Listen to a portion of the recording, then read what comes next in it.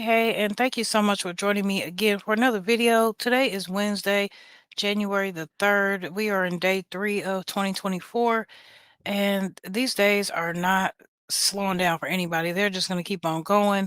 And I don't know about you, but every day is a struggle. It's a struggle to get up and, do what we're supposed to do, as well as have some time for ourselves and, how many of us have a list of things that we just cannot get done in a day? So, anyway, after that, it kind of goes hand in hand with the video that I dropped on Monday. And if you were not there or were not able to catch it, I'm going to go ahead and drop it down here in the description so you can check it out. But it was just interesting because I have taken a break from YouTube. I came back and I kind of talked about where I've been. So I encourage you to check that out first. This one kind of piggybacks. God has had me in a place of just rest. He's had me in a place of trying to get my mind right, trying to make sure that I'm showing up a certain way so that I can continue to be an encouragement to others.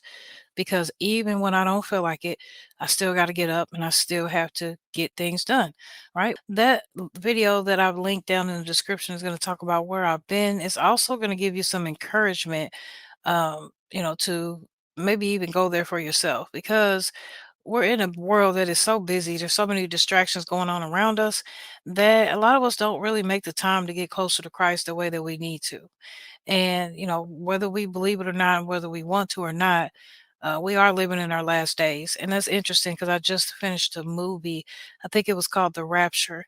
And this movie came out 6 years ago. So it was, what, 2018 or so, and it showed how there was different families throughout the movie. They were going to church. They were all getting ready to go, and certain members of the family were going. The other members of the family were like, "No, I'm too tired, or I got to work, or I got other things to do." Um, and so on and so forth. So none of them went to church. Well, long story short, the day went on. In the middle of the afternoon during church services, all you heard was the trumpet, and then it got dark, and then people just started disappearing. Right. So everybody is all trying to figure out what's going on, and then it came back to the point of the church. Right, there's a certain man who did not go to church with his wife. He ran to the church when this started happening, trying to capture his wife to be with her when all this is happening, and she was gone. She was raptured. And as he is in this church, he's talking to the pastors, he's talking to the people, and they're all like, God, I need more time. And, you know, this can't be it. And I thought I was pleasing you, God. And I just gave my life over to Christ, or I came to church today just to give my life over to Christ. And it was just really sad. And it was real because it's coming. And that's exactly what it's going to look like. It was real sad because the man who came to church looking for his wife, obviously she had been raptured, and he just started crying out to the bishops and the pastors like, I have $1,000, take all my money, and here, take my credit cards, take my debit cards. And they're like, that is not going to save us. We have already been left behind. If you are not raptured when Jesus comes back, you are left here on this earth to go through turmoil, to go through literally hell on earth until it is destroyed. And, my job is to learn these things and to bring these things to you. And I mentioned also that over my break, I had just another complete shift.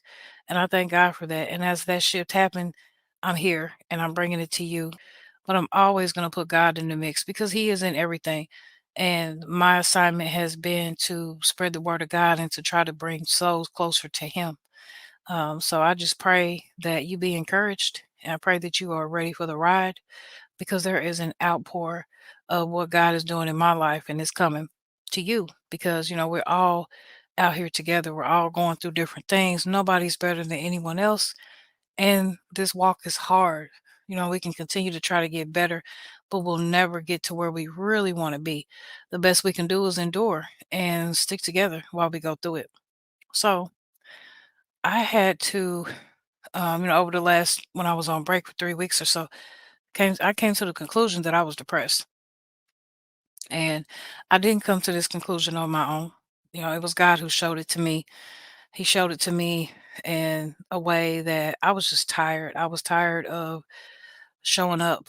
I was tired of living life. Not that I wanted to do anything to myself, but just that I just didn't want to do it. I didn't want to be responsible. I just didn't have the strength.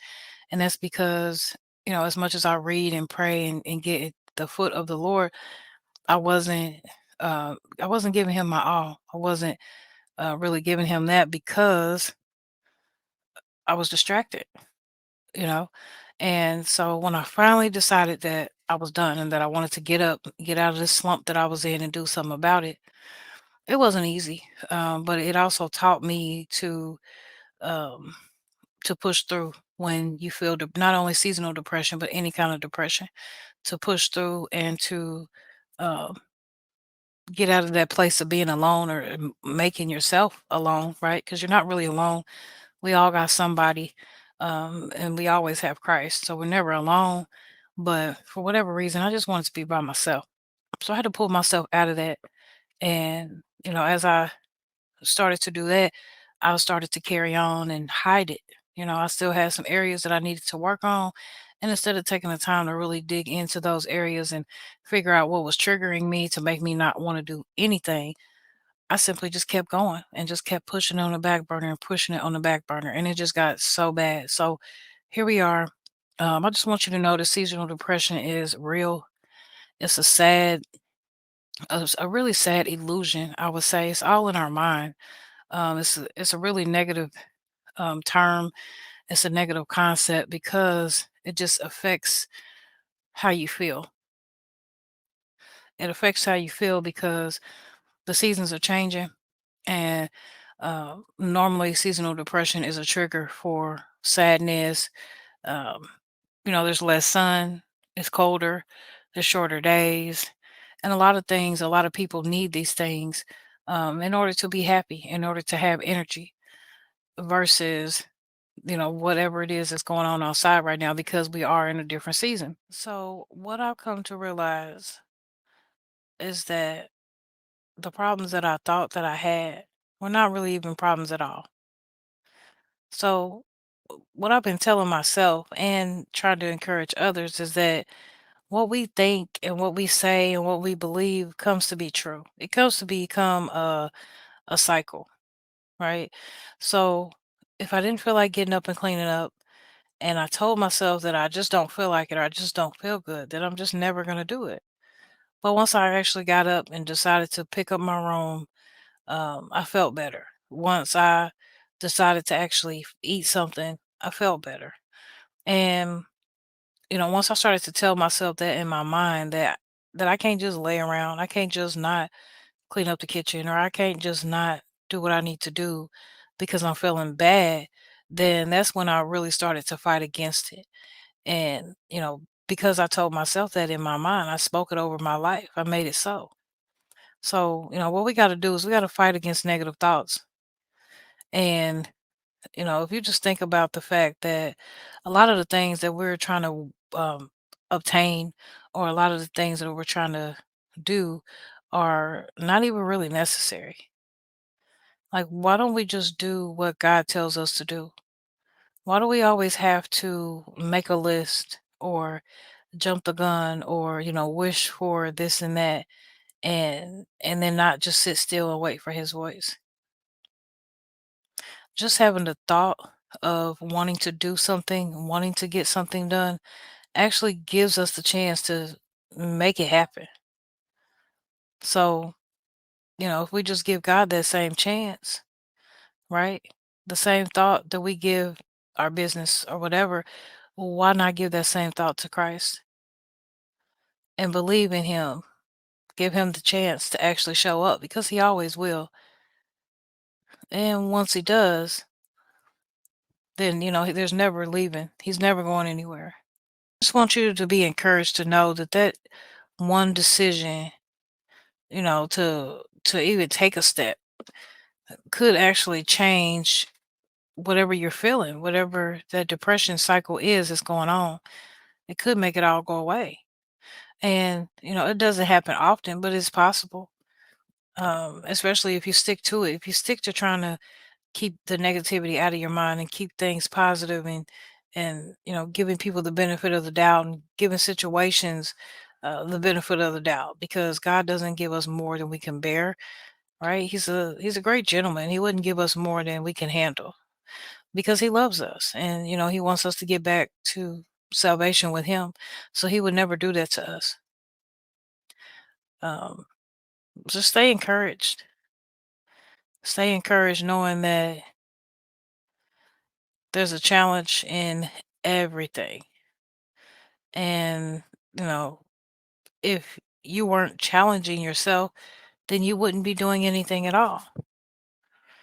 The challenge comes when you notice it's a challenge and you still continue to push through, whether no matter how it looks. You're still achieving, and you're still succeeding in that challenge. So, the number one thing that I'm learning to do for myself is self care. I mean, everyone's always talking about it, but what does it really even mean? But for me, it means simple things. I don't have to go get my hair and nails done. I don't have to go shopping. I don't need all that, right? All I need is some music, a bath or a shower, you know, um, some candles, some snacks, some time alone, just to reflect, just to remind myself that I love myself and that I need myself, right? And if I could just do that for myself often, then the sad phases and the seasonal depression phases, they fade away. And not to say that they really ever go away, but it does make it easier. It makes you be able to get out of that cycle a lot quicker when you can change your mindset. So, um, I encourage you to show yourself something different. Show your children something different. Show those around you something different than what they're used to. And it might be a lot. It might say, "Well, why are you such a positive Patty?" Or "Why are you always talking about God or saying thank you, Jesus?" And well, because that's what it is. So with the Christmas season just ending, it dragged by. It was so stressful, right? And I want them to know and see that Christmas is not really what it means. There are people of the world, right? Because we're conditioned to not really celebrating for what it is. Everybody wants to give the presents, and what am I going to get? I'm anticipating what I'm going to get. I'm running around spending all my money to go to the grocery store to buy food. The people ain't never going to show up, or the people are just going to pick over or throw away the food anyway. It's just a stress. It's a stressful time of year. A lot of people are idolizing, Christmas. They're idolizing the Santa Claus, or um, the presents, the idea of a presents or whatever, and just the whole intention is just bad. Wrong mindsets, and honestly, you got a lot of depressed people running around here trying to, pretend to be something that they're not, and that makes it even worse. It's just been heavy. A lot of things have been heavy on my heart. Um, the world is just in too deep. The world is in too deep, with this is what I want to do, or this is my life, I do what I want, or what is it, YOLO, you only live once. Well, that's not true. You live forever, technically. All of us are brought here and set up to live that way forever.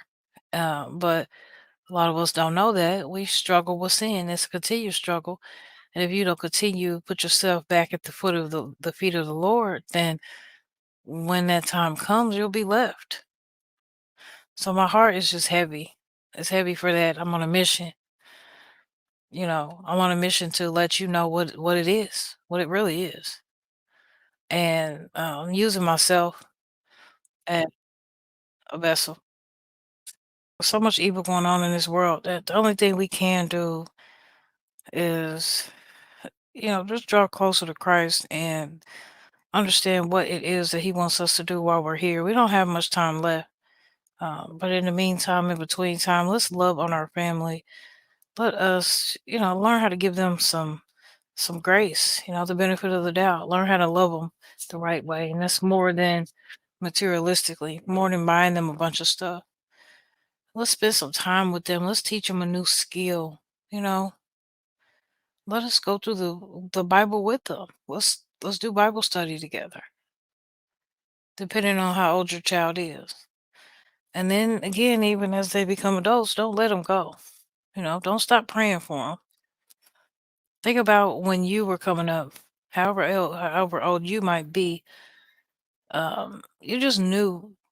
I'm pretty sure that you just knew that somebody was praying for you, whether it be your mom, grandpa, grandma, uncle.